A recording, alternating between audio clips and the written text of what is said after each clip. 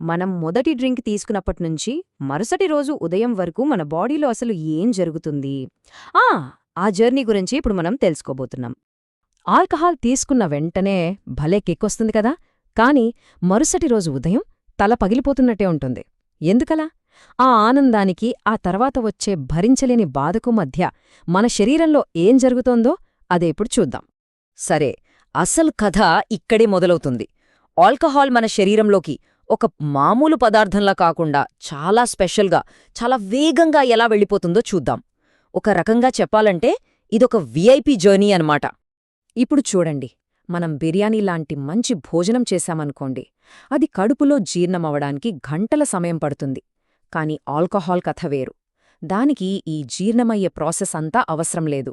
అది డైరెక్ట్గా ఒక వీఐపీ లాగా నేరుగా మన రక్తంలోకి దూకేస్తుంది. అంతేకాదు, ఆ స్పీడ్ ఎంతలా ఉంటుందంటే